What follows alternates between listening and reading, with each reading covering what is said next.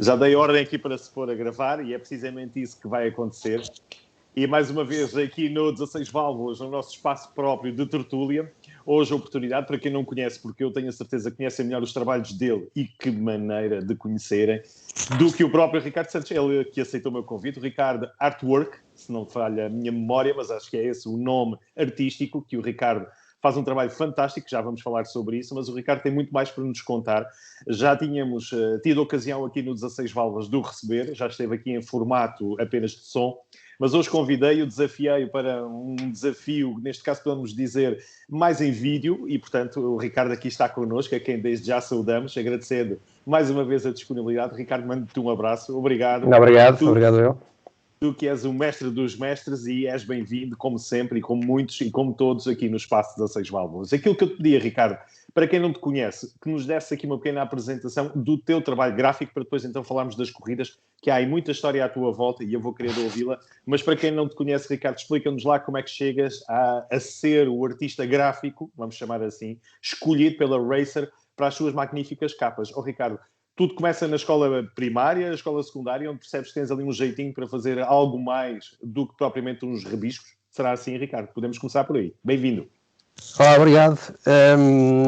Não sei, eu desde pequeno sempre gostei muito de fazer desenhos, não é? Aquela história comum a muita gente que era nos cadernos da escola andar a fazer carros de Fórmula 1 e rallies. Com as famosas BIC. Com as famosas BIC, exatamente. Entretanto, tirei design gráfico. O meu trabalho passou sempre pelos jornais e pelas revistas. Trabalhei no Diário Notícias, no 24 Horas, fui um dos fundadores do jornal I, fui diretor de arte da Turbo, do Autosport, e entretanto surgiu a possibilidade de trabalhar lá para fora, com a Racer, com a Top Gear e com algumas marcas de automóveis, com a Mazda, com a Toyota. Mas sempre só carros? É o denominador comum ou fazes algo mais que eu não conheço? Porque eu só conheço, como te digo, a tua artwork ligada aos carros, mas há aí mais? No início, como estava a dizer, comecei por trabalhar no Diário Notícias e aprendi tudo o que envolve o design jornalístico, não é? Que é uma expressão que os espanhóis gostam muito de usar, que nós infelizmente cá não usamos, mas os espanhóis usam e bem, que é o design jornalístico.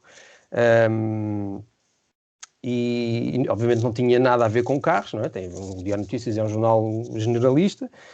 Obviamente que eu tentava sempre fazer o gosto ao dedo e convencer o departamento de desporto, vocês esqueçam lá um bocadinho o futebol, vamos fazer aqui umas coisas sobre automóveis. Na altura, as corridas de automóveis ainda tinham alguma força, portanto estamos a falar ali a meio dos anos 90, e foi aí foi no Diário Notícias que eu comecei a fazer os primeiros trabalhos sobre carros. Obviamente que tinha que fazer outras coisas, tinha que fazer o futebol, tinha que fazer política, tinha que fazer uma série de outras coisas. Mas na política nada de cartoons? Não. Não, até porque eu não tenho jeito para cartoons, eu não tenho jeito para desenhar figuras humanas, sabes? É tudo máquinas, carros, aviões, tratores, barcos, isso aí, tudo ok. Agora quando mete braços e pernas e cabeças, não tenho jeito nenhum para isso. Pois este gosto pelos automóveis fez com que houvesse aqui uma espécie de uma especialização, não é? Foi um bocadinho inesperado, mas fui parar às revistas de automóveis, depois apareceu a internet que permitiu divulgar o trabalho lá para fora, e apareceu a Racer e a Top Gear e outras revistas e as marcas de carros, e foi assim resumidamente que as coisas aconteceram. Ricardo, e conta-me lá como é que foi o desafio de refazeres a parte gráfica, já que é disso que estamos a falar, por exemplo, daquele que nos traz mais próximo aqui no 16 Válvulas e aqueles que nos estão a ouvir, refazer a parte gráfica do Autosport, uma revista de especialidade, uma revista só de automóveis, naturalmente em competição com algum comércio e indústria, mas tu chegaste lá com uma carta branca ou já ias com determinadas regras quando vais ao Autosport, e aqui personalizar o Autosport porque é aquele que acaba por ser, vamos chamar-lhe o semanário de maior expansão e daquele que está mais ligado ao desporto motorizado, quando te lançaram esse desafio, e que foi fantástico, essa imagem não perdura nem há algumas das peças que eles utilizam, mas o que é que te lançaram de desafio? Foi, traz-nos algo novo ou temos aqui isto e vai, dá-te no teu toque? O Autosport é assim uma história, ou seja, Começa com uma outra publicação que não tem nada a ver com o Autosport, que é a Turbo. Ok. E a Turbo foi um trabalho muito interessante, porque a Turbo também estava ali um bocadinho graficamente, não era muito forte, e houve ali coincidiu com a altura em que a empresa do Pinto Balsemão vendeu a revista ao Júlio Santos, que ainda hoje é o diretor e o proprietário da revista, e o Júlio Santos sentiu a necessidade de dar ali uma volta na revista e falou comigo, e eu aceitei o desafio dele, e realmente foi muito interessante, porque conseguimos fazer um trabalho forte na revista, que acho que não ficou a dever nada, com as devidas diferenças, não é, de mercado e por exemplo, em coisas que às vezes as pessoas nem se apercebem, que é, por exemplo, o acesso aos carros. Não é? Não é fácil nós termos carros para fotografar, para fazer grandes trabalhos, não só porque muitos deles nem sequer vêm para cá, outros porque as marcas emprestam os carros durante poucos dias, e portanto explorar isso graficamente, fotograficamente, nem sempre é fácil de fazer cá. Mas o projeto que foi feito para a Turbo não ficou a dever nada ao que se fazia lá fora, as revistas mais conhecidas, sobretudo os ingleses, que são os mais fortes, como a Top Gear, com a Evo, com a Octane, etc, etc. Só que o nosso mercado é pequeno, e como é pequeno, na maior parte das vezes não reage a estas coisas, não reage e não reconhece essa diferença num produto que é bom e num produto que é menos bom. Entretanto, no meio de todo este processo da Turbo, eu estive na Turbo durante 3 anos, acho eu, 3 ou 4 anos, acho eu. Okay. E o Pedro Correia Mendes, que é ainda o diretor e o proprietário do Autosport, tentou pescar-me um olho para tentar fazer a mesma coisa que foi feito na Turbo, mas agora com o Autosport. Obviamente que o Autosport é uma publicação completamente diferente da Turbo. E pronto, eu aceitei o desafio. O Autosport não é fácil de trabalhar, porque...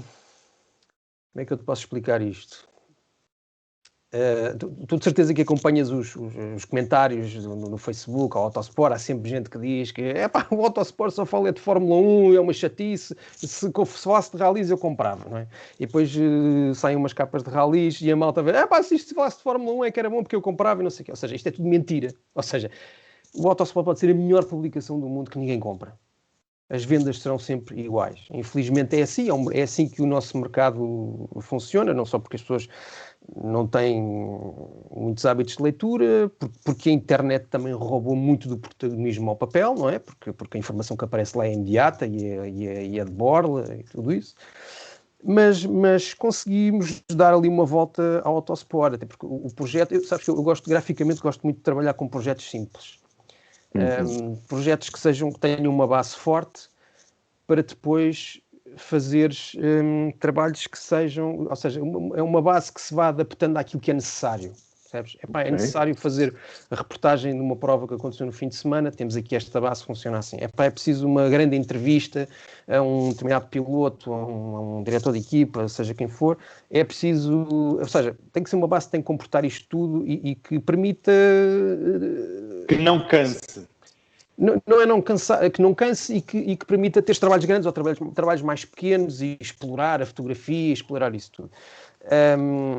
E foi feito com essa base. Foi difícil convencer o Pedro Correia Mendes a aceitar isto, mas pronto, a base do Autosport lá saiu, a revista lá saiu, mas lá está, não deu para fazer assim trabalhos como eu gostava de ter feito, não só porque as pessoas não reagem na maior parte das vezes, essa falta de reação faz com que também depois a direção fique um bocadinho de pé atrás com as ideias que podem aparecer, ideias que muitas vezes são ideias simples, ninguém está a falar em investimentos, não é? É trabalho, é criatividade, não é mais do que isso, mas que são formas de tentar atrair leitores e de marcar a publicação, não é?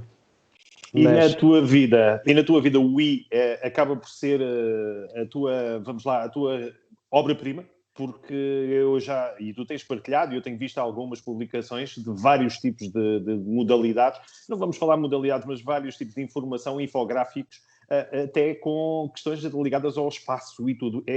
Tu estiveste na Gênese então do Wii, e queres-nos falar um bocadinho dessa tua menina, dessa questão do Wii, porque é uma pedrada no charco, este Wii, ainda hoje em dia, com as capas deles, querem ser algo diferente.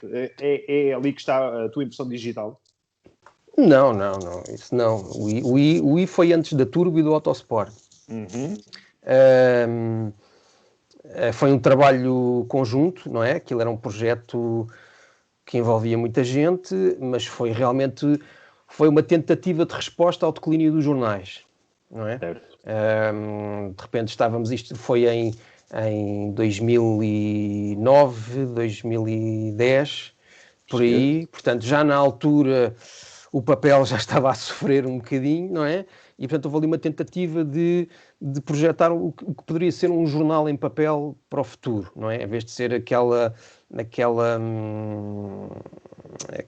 formato mais maçudo, com muitas notícias, ou seja, nós temos acesso à informação todos os dias de forma imediata, não é? Basta abrir o Facebook, basta abrir o site do Diário Notícias, do Ido, do Expresso, seja do que for, e tens lá tudo o que precisas. Portanto, que tipo de informação é que o jornal amanhã vai trazer, não é? Tem que ser uma informação muito mais aprofundada, mais reportagem, mais entrevista, mais coisas que as pessoas não encontrem na internet, tanto editorialmente como de forma gráfica, não é? E, portanto, houve assim uma espécie de uma carta branca para fazer um jornal que fosse diferente e que tivesse uma ideia de futuro para os jornais. Aquilo resultou muito bem. Lá está, aquilo que eu dizia em relação ao Autosport, de o mercado não reagir, o mercado também não reagiu ao Wii, embora o Wii tivesse sido um sucesso absoluto no estrangeiro, porque ganhou todos os prémios e mais alguns. Recordo-me disso. Foi até hoje a única publicação que ganhou isolada, foi o prémio do jornal mais bem desenhado do mundo. É um prémio que normalmente é atribuído todos os anos a 2, 3, 4 jornais ao mesmo tempo, e naquele ano o Wii ganhou sozinho. Foi a primeira e única vez que isso aconteceu até hoje. E havia muita gente que achava aquilo o máximo. Eu lembro de receber e-mails de pessoas de todo o mundo que queriam vir a Lisboa, não é? Visitar Lisboa, e depois queriam ir ver a redação, porque achavam que aquilo era uma coisa tipo NASA, não é? Como é que vocês fazem uma coisa destas todos os dias, não é? Impressionante. Mas não, aquilo funcionava exatamente como outra redação qualquer, só que havia uma tentativa de fazer algo realmente diferente e que fosse surpreendente.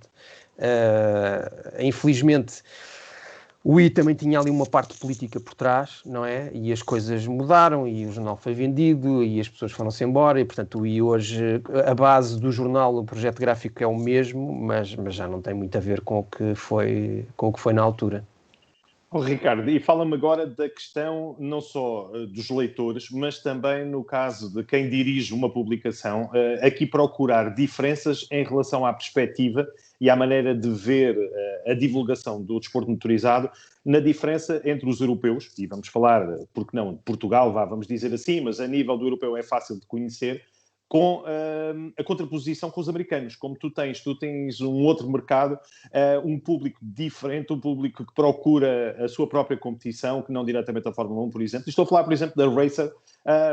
Aquilo que te pergunto é a nível da receptividade que tu percebes, e já não pergunto pelo público, isso com certeza também podes falar sobre isso, mas quem dirige a Racer, existe um trabalho diferente, exige a ti um trabalho diferente, porque o mercado-alvo também é diferente. O mercado americano prefere as fórmulas deles, o Indy, o NASCAR e aquilo tudo. Queres-nos falar um bocadinho dessa questão do mercado americano?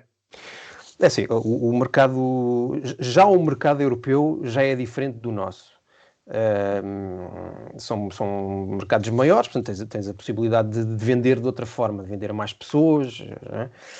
O mercado americano não acho que seja muito diferente do nosso, até porque a Racer, curiosamente, também fala muito do WRC e da Fórmula 1 e até da Fórmula E, ou seja, não é uma coisa exclusiva, não é só Fórmula Indy, NASCAR e aquelas corridas dos... Mas para eles venderem tem que pôr americano na capa? São chauvinistas a esse ponto? Ou não? Não. Até porque eu tenho feito capas com Fórmula 1, já fiz uma capa com o Brabham do Nelson Piquet, fiz Fiz Le Mans, os americanos gostam muito de Le Mans, mas fiz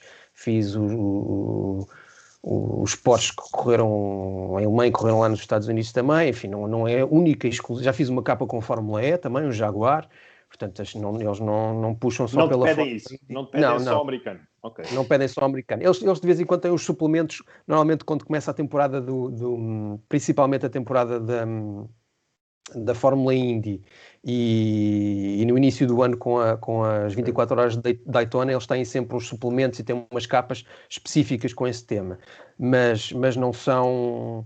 Não, ou seja, a Racer abrange um bocadinho tudo e dá importância a tudo. E eles gostam disso. É uma coisa que eu por acaso não tinha muita ideia, porque eles realmente jogavam que eles só gostavam mesmo era de Fórmula Indy, NASCAR e ponto final. Mas não, eles deitam um olho a tudo e acompanham a Fórmula 1 também e os rallies, o que é curioso. E o teu estilo de trabalho é diferente por ser para a Racer? Ou não, a tua linha mestre que é criada para aqui é igual para lá? É igual para lá, sim. Eles nunca levantaram qualquer questão. Portanto, aquilo que eu faço, o meu estilo, utilizo lá na Racer. Neste momento, e para terminarmos esse aspecto dos teus trabalhos com o Ricardo Earthwork, para depois falarmos então do Ricardo Santos, perguntava-te, tu neste momento, exclusividade não tens só como uma publicação, és um freelancer, fazes contratos por temporadas, se calhar, e que te pedem durante o mês fazeres uns trabalhos, ou como é que estás neste momento, os teus trabalhos, como é que são feitos? Não, eu não tenho contrato com ninguém, o trabalho vai aparecendo, sou freelancer, vão aparecendo várias publicações, vão aparecendo trabalhos. Estive agora a fazer um trabalho para a Lotus, que tem uma revista, uma revista que se chama As Lot, ou seja, é a Lotus ao contrário, aquilo é uma revista que é uma revista interna da Lotus e para clientes. E estive a trabalhar com eles agora. Também estive a fazer um trabalho para a Motorsport UK, que é a FPAC, lá do sítio, lá em Inglaterra. Okay. E eles mudaram de instalações e então quiseram fazer uma espécie de uma timeline lá nas paredes, nas salas, uma timeline com a história do desporto automóvel inglês. E foi um trabalho curioso porque foi feito em parceria com o Peter Allen. Peter Allen é um designer inglês que já foi diretor de arte da Car e que é agora o diretor de arte de uma revista que eu aconselho vivamente a comprarem, que é a Magneto. Magneto, ok. E o trabalho foi feito em conjunto com ele e eu depois um dia destes mostro fotografias, que aquilo ainda não está totalmente pronto. E só para percebermos, e não era suposto fazer esta pergunta, mas eles dizem assim, Ricardo, precisamos disto, e tu mandas e eles dizem, não é nada disso que nós queremos, olha, lamento, fica para a próxima, ou como é que é? Aquilo que tu mandares é o que é feito. Olha, ou tens que mandares plano A, plano B, plano C. Não, sabes que é uma das grandes vantagens de trabalhar fora de Portugal, é que isso que tu estás a dizer normalmente acontece cá. Não me expliques porquê, é uma coisa que eu adorava perceber, mas que eu não consigo. Um dia, quando for mais velho, quando tiver mais tempo, vou fazer um estudo sobre isso, mas é verdade, isto nem sempre acontece, felizmente.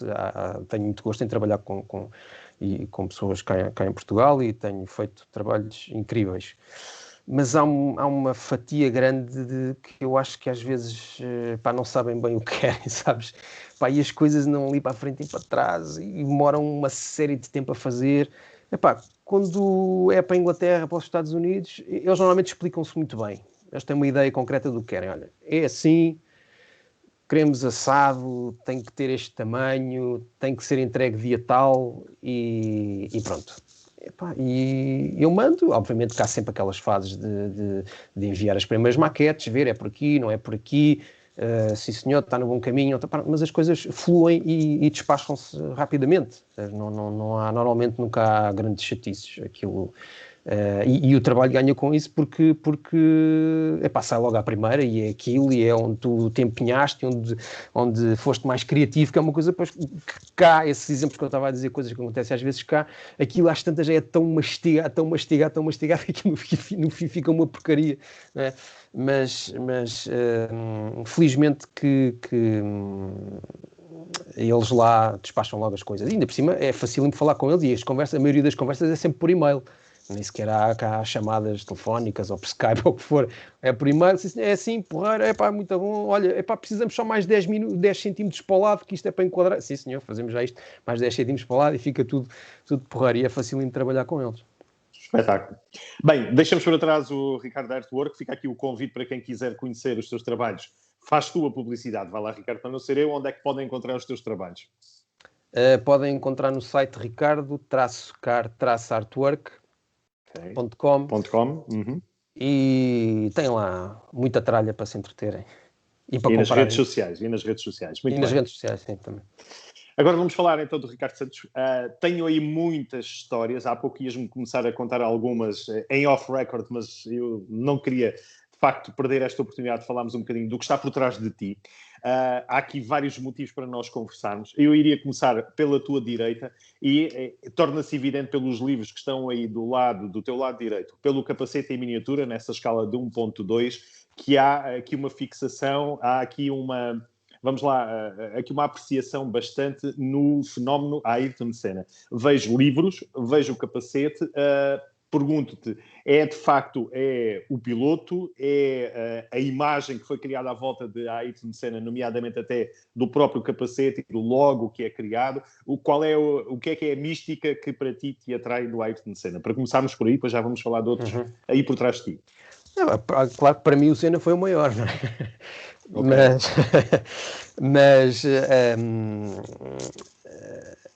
É difícil de explicar isso, sabes? É um conjunto de pontos que fazem com que eu acho que o Senna é o maior, tal e qual como eu acho hoje que o Prost também foi um dos maiores, e o Mansell e o Piquet, e tudo isso, e também tenho livros aí de alguns deles. Ou seja, acho que provavelmente o Senna, se não fosse o Prost, não teria sido o Senna, não é? O Senna, se não fosse o Nigel Mansell, não teria sido o Senna. E isto se o Prost, se não tivesse sido o Senna, também não teria sido o Prost, não é? E o Prost até teve lutas diretas com muito mais pilotos. Até acho que é um bocadinho aquilo que falta hoje em dia, não é? Daqui a pouco estás-me a dizer que não existia Nelson Piquet sem o Eliseu Salazar. Mais a cena do pugilato. Depois, se calhar, não é? Se calhar é um bocadinho por aí também, não é? Mas repara que todos esses pilotos foram grandes e tiveram adversários à séria, não é? Uma época. Na época, não é? É uma coisa que hoje, infelizmente, não acontece, não é? Nós falamos que o Hamilton é muito bom, realmente ele é muito bom, mas se nós virmos, ele anda lá sozinho, praticamente, não é? É uma lógica que começou com o Schumacher também, não é? Que teve ali 5 títulos seguidos sozinho, e depois veio o Vettel e também foi 4 vezes campeão do mundo praticamente sozinho, não é? Ou seja, ou seja, isto não tira mérito ao Schumacher, nem ao Vettel, nem ao Hamilton, obviamente, que fazem parte daquele lote de pilotos absolutamente extraordinários. Mas eu acho que às tantas tira um bocadinho de brilho, não é? Faz falta ali uma luta direta para... Mas é a tal velha história antigamente, é que era boas corridas antigamente, mas fomos ver... Não acho que seja isso. Não acho que seja isso. Há muito quem diga isso. Sim, hoje em dia com o Hamilton, antigamente é que era. Mas... Não acho que seja isso. Não acho que seja isso. Acho é que as regras, o tipo de carros que são utilizados fazem com que aconteçam estes domínios muito grandes. Obviamente tu podes dizer, mas olha, em 1988 a McLaren ganhou 15 dos 16 grandes. Está bem, mas isso foi durante um ano e lá está, tínhamos o Senna e o Prost em luta direta quase até à última prova, não é? Os dois melhores, eram os dois melhores, o melhor carro era natural que assim acontecesse. E no ano seguinte o domínio já não foi assim, ou seja, nós não tivemos o Senna e o Prost a ganharem durante 7 anos seguidos numa maior das secas, não é? Obviamente que há sempre temporadas que são melhores do que outras, há sempre domínios, sempre existiram, mas Ricardo, pergunto-te, a imagem amarela do capacete, a risca verde, a risca azul, não sei se o desenho é do Cid ou não, mas... é do Cid, é do próprio Cid. É do próprio Cid, sim. Para ti também é um desafio interessante, esta conjugação das cores, as cores do Brasil, o amarelo, o verde... sobretudo, lá está, se vamos comparar com os dias de hoje, nenhum piloto consegue chegar a este ponto, não é? Esta visibilidade, não é? Nós há uns anos conseguimos identificar os pilotos pelo capacete, que é uma coisa que hoje não acontece. Estão permanentemente a mudar as cores, as decorações.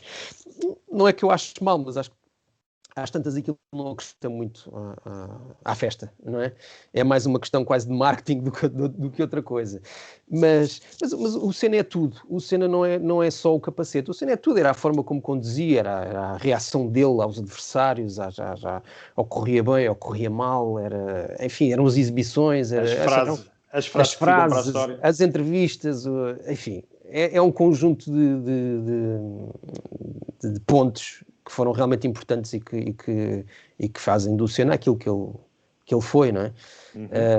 Mas eu acho que também com o tempo nós aprendemos a apreciar outros pilotos. Obviamente na altura do Senna eu odiava o Prost e hoje consigo realmente reconhecer que o Prost foi um dos grandes e a carreira dele foi muito importante e já li entrevistas dele, que gostei muito, e com o Mansell a mesma coisa. O Piquet tenho algumas dúvidas porque acho que o Piquet é um chato e acho que quanto mais velho está, pior está, não é? Quando ele desata para lá dizer disparados aquilo, oh meu Deus, enfim. Mas o Senna realmente é um ídolo Passamos ao segundo motivo de conversa. Há pouco começaste-me a contar a história, porque é o único carro que vejo aí, em modelo, embora à escala, mas é o único que vejo aí. Fala-me um bocadinho desse Mini, que apesar da imagem estar um pouco atrás, mas dá para perceber que é um Morris Mini, mas é um Mini que tem uma história curiosa e que representa algo. Queres-nos contar um bocadinho? Isto é uma réplica à escala de um carro que eu pintei na escola. Carro à séria, escala 1 por 1. Numa daqueles trabalhos, ou seja, a minha escola secundária tinha uma área de arte e design e havia sempre uma altura do ano em que nós fazíamos um monte de coisas, pintava-se a escola, fazia-se teatro, enfim, uma série de coisas. E obviamente o gosto pelos carros, eu lembro, eu vou pintar um quadro qualquer famoso num carro, ao melhor estilo daquilo que a BMW fazia, não é? Exatamente. E consegui encontrar este carro. Já não me recordo muito bem como, mas estava na sucata, o carro estava inteiro, só que tinha o motor partido, não andava, era um carro que ia para a sucata e o carro, eu lembro que o carro custou 10 contos. Ok. Portanto... E tu já tinhas os 10 contos? Foi a escola que pagou. Melhor ainda. Melhor ainda. Porque a escola tinha um orçamento para estas semanas, não é? Aquelas coisas do Ministério da Educação, para as atividades. Então o carro foi tão barato, era 50 contos. Não, desculpa. O carro foi 10 contos, foi isso que eu disse, não foi? 10 contos, exatamente. Sim. E como 10 contos até era acessível para aquilo que normalmente era preciso para fazer aqueles trabalhos todos na escola, o carro foi comprado uma tela em branco, nesse caso. O carro não era branco. Não, o carro era castanho e foi posto. A escola tinha uma área de construção civil também, dava aulas de construção civil, que era assim um pavilhão grande. E eu fui lá falar com um dos professores de construção civil, explica-lhe o que é que queria fazer. Ele disse: sim senhor, não há problema nenhum, traz lá o carro. Pronto, o carro foi lá, ficou lá num cantinho. Eles até tinham lá um compressor, foi só ligar lá uma pistola, pintámos o carro de branco e depois tudo o resto foi pintado à mão. Isto é um quadro do Miró. Foi pintado toda à volta do carro. E entretanto o carro ficou lá na escola, não faço a mínima ideia o que é que aconteceu. Eu acho que o carro já não está lá, já teve ter ido para a sucata, mas eu entretanto comprei uma miniatura à escala 1.18 e pintei. Conseguiste replicar? Repliquei mais ou menos como é que ele é, e é o carro que está aqui. Portanto, boas memórias do antigamente. Muito bem. Sim, à tua esquerda temos alguns representantes das fotografias das tuas outras vidas. Falávamos aqui do teu trabalho gráfico, mas aí também tu tiveste papel ativo nas corridas e é uma representação precisamente desses momentos. Queres-nos falar um bocadinho dessas 2, 4, talvez 6, não? Fotografias? Sim, há mais. Faltam aqui outras. E faltam aqui umas que estou à espera aí das molduras. Obviamente eu tinha que fazer o gosto ao dedo, não é? Tinha que experimentar fazer corridas de automóveis, não é hipótese. E a melhor maneira de o fazer era como achei eu, e com algum sentido, que a forma mais barata e mais fácil de fazer era ser navegador de ralis. Curiosamente, a primeira prova que eu fiz foi como piloto, num troféu que vi que era da Publi Racing com os MG ZR, que há uns anos, e foi a primeira prova que eu fiz os 500 km de Braga. Ok. E depois... Deve ter corrido bem, senão...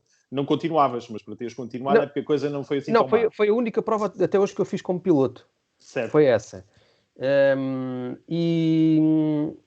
Entretanto, eu queria mesmo era fazer ralis e surgiu a hipótese de fiz o troféu Iaris em 2000, quando apareceu, o primeiro ano. E depois... qual das fotografias? Diz-nos lá. É essa? Ok. Parece que está num circuito, percebes? Por isso é que eu estava a perguntar. Isto é o troço São Pedro de Moel. Que é aquela zona muito rápida. Do Vidreiro. Sim, do Vidreiro. Marinha Grande. Tem aquela parte muito rápida, depois entra para dentro do Pinhal e depois tinha uma parte final que era outra vez na zona mais rápida. Normalmente os fotógrafos vão sempre lá porque aquilo é uma zona limpa e os carros vêm muito rápido. Depois fiz várias provas do regional porque eram mais acessíveis e porque não ocupavam tanto tempo, fiz com o Citroën AX, isto também já foi tudo há uma série de anos. E ao lado é o AX também? Aqui é o AX, aqui é um Mini. Foi uns testes que eu fiz no autódromo com o Mini do Troféu Espanhol, que havia o Mini Cup, que eles vieram cá e eu andei com estes Mini. Uhum. E mais acima, tens que puxar aí a câmera só para nos mostrarmos de forma rápida a tua aventura no todo o terreno. E depois tenho aqui no todo o terreno, espera aí, eu consigo tirar. Okay. Tenho aqui a pick-up, uma Nissan Navara com o Zé Camilo Martins. Esta prova foi curiosa porque fui substituir o Mário Feio, que é um valiosíssimo amigo. Portanto, o que eu aprendi como navegador de rallies, aprendi com ele. Portanto, é um professor e tanto. Que ainda lá anda. O Mário é que ainda incrível. Lá anda, exatamente. É verdade. E ele, esta prova era o Transibérico, portanto, era a prova mais importante do campeonato. Na altura, acho que ainda havia a taça FIA todo o terreno. Não sei se ainda existe agora. Sim, costuma haver da Baja, Campeonato do Mundo e tudo Campeonato mais. do Mundo, mas na altura, acho que nós agora não temos nenhuma prova que faça parte do campeonato. Não sei se o Porto Alegre faz parte desse campeonato, mas na altura o Transibérico fazia. E tinha este formato que fazia a ronda aqui em Portugal e ia à Espanha e depois voltava. Este ano era suposto termos uma prova a contar precisamente para isso, a começar sim, na costa atlântica e depois exatamente. Ir até Alcotim, por exemplo. Mas que não vamos ter para aquilo que eu percebi.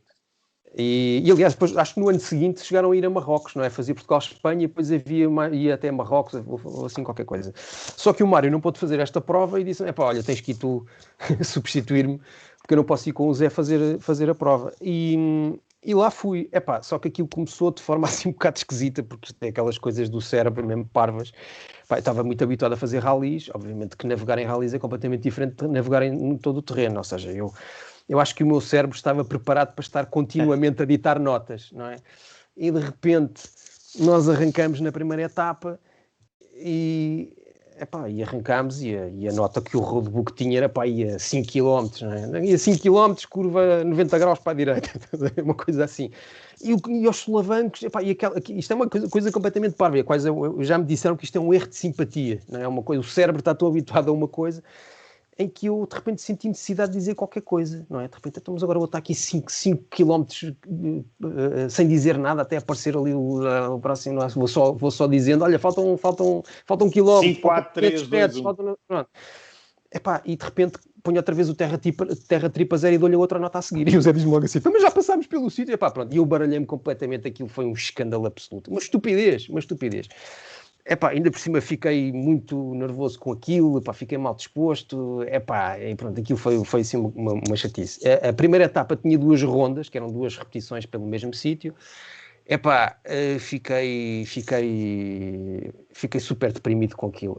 Então, mas venho substituir o Mário Feio, fazer uma prova destas e de repente baralho-me todo, isto não é normal, não é? Pronto, o Zé Camilo foi super compreensivo comigo. Ele nem queria fazer a segunda ronda. Na altura já havia aquela coisa do Super Rally, podíamos alinhar na etapa seguinte. Eu fiquei de rastos. E eu disse assim, não, desculpa lá, não há Super Rally para ninguém. Quer dizer, nós vamos já vestir-nos de equipar-nos todos outra vez, meter-nos dentro do carro e vamos fazer a segunda ronda da primeira etapa. Pronto. E a partir dali, aquilo correu às mil maravilhas. Mas é uma prova que está aqui atravessada na garganta, porque foi uma prova difícil, porque normalmente naquela altura está sempre muito calor, e fartou-se de chover, aquilo era um lamaçal desgraçado, houve um monte de gente a ficar fora de prova, não é?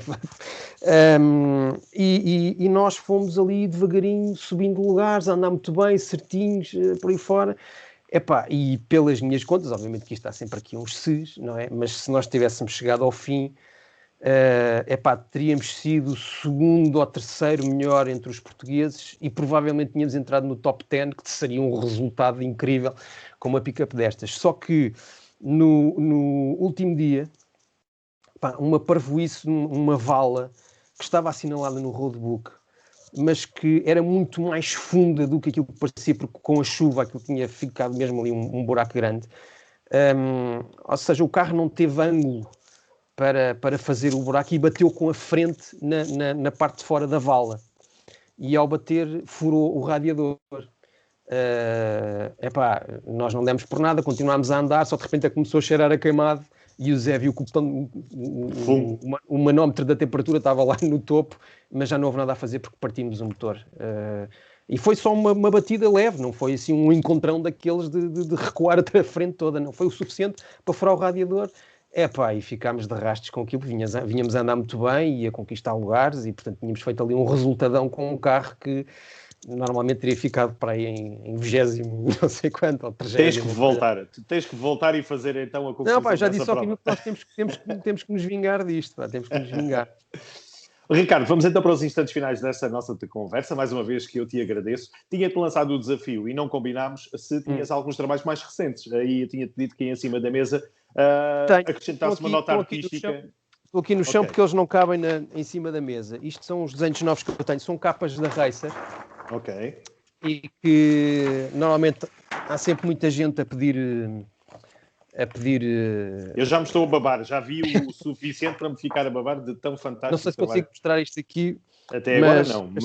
São 8 capas, que eu fiz para a Turbo, para a Racer. Eu já fiz 23 ou 24 capas. Estas são 8 que foram escolhidas. Mete à tua frente, desaparece e fica a obra. Ok.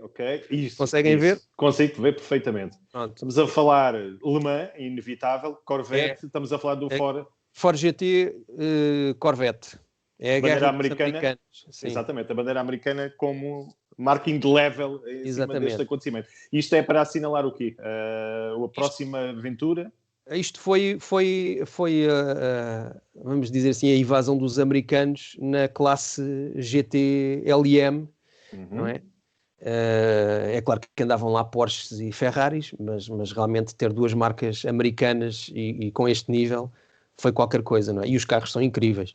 E então a Racer decidiu puxar aqui. Olha, pronto, não é que eles sejam chauvinistas, estava a dizer que eles não eram chauvinistas, mas decidiram puxar por eles e saiu esta capa.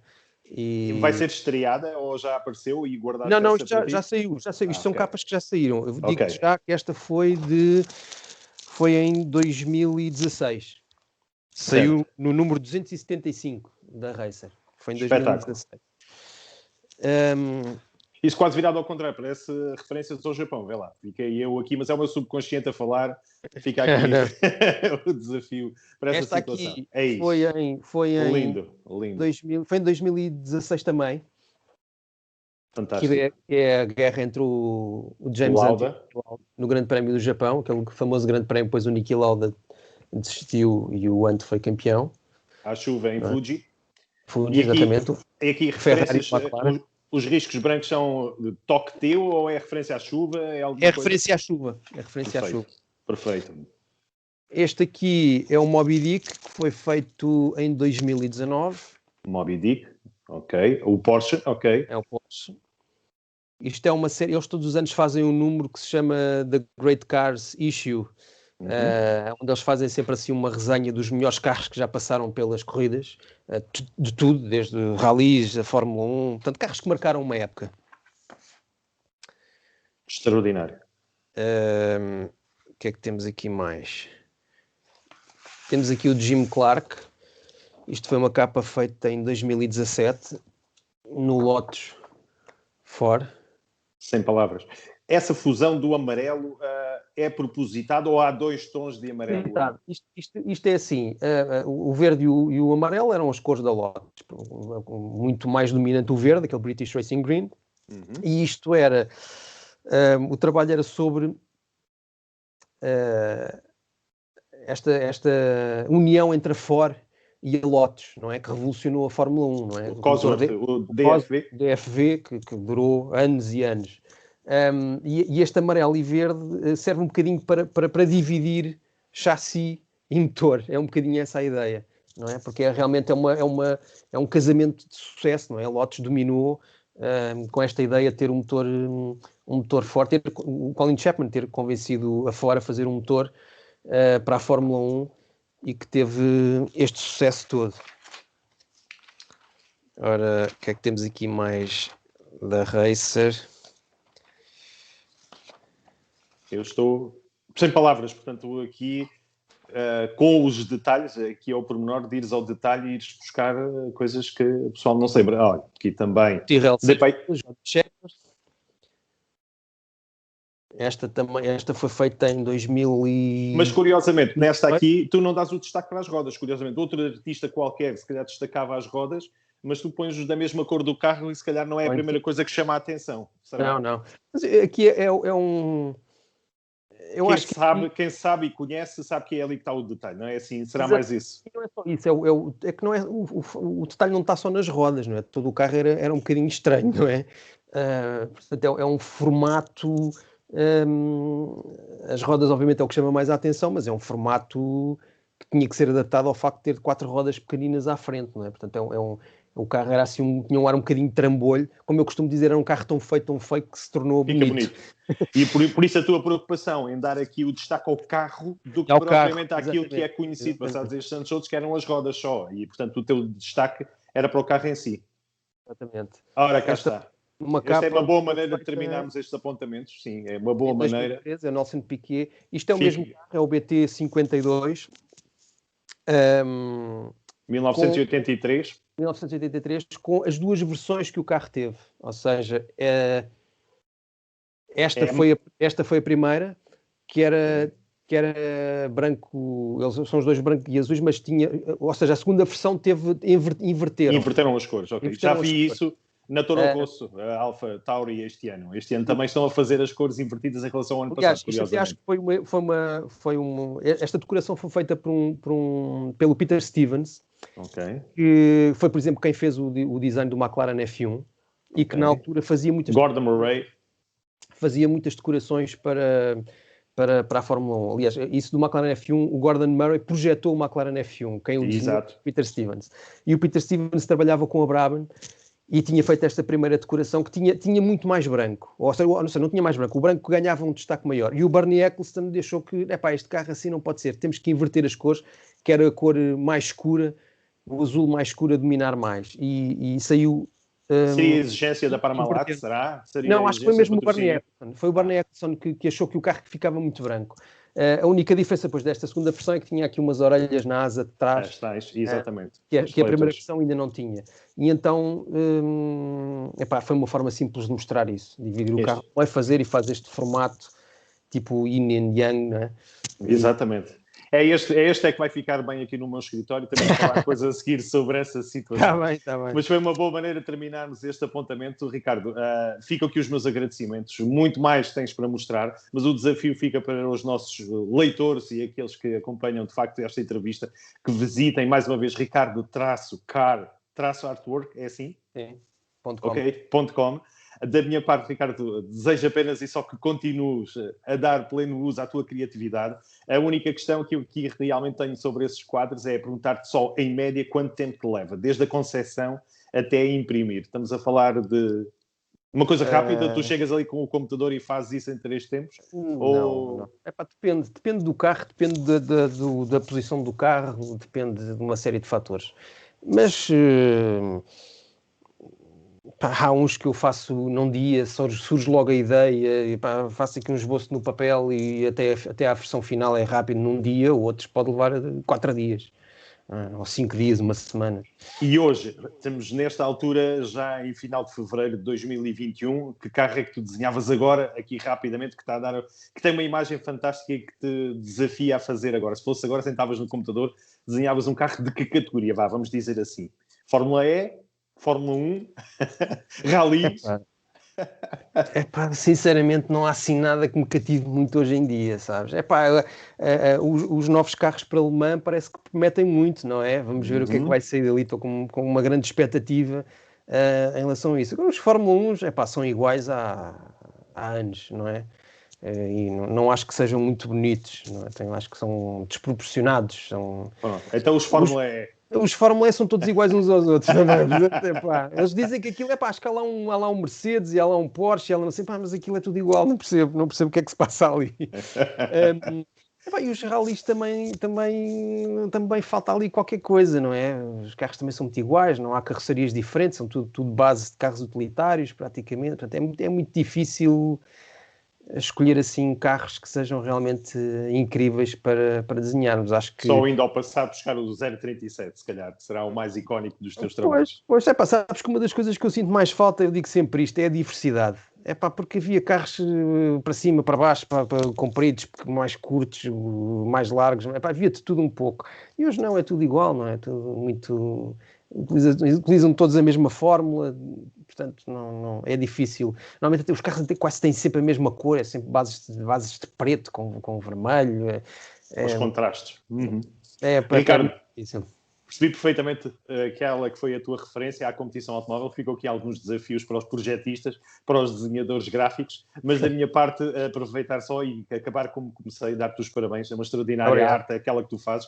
Orgulhas-me por saber que és português e que fazes um trabalho ao nível dos melhores, se não mesmo o melhor a nível internacional. Não vejo, de facto, ninguém que se destaque como tu, mas ficam aqui os parabéns e apenas isso. Quando estou contigo, digo-te, e aqui também aproveito esta ocasião por te dar os parabéns. E vamos continuar a acompanhar-te aqui nos 16 Válvulas, vamos continuar a acompanhar os teus trabalhos e que continues assim por muitos anos, é aquilo que nós esperamos. Um grande abraço, Ricardo, e obrigado pela oportunidade. Um abraço e obrigado também. Obrigado.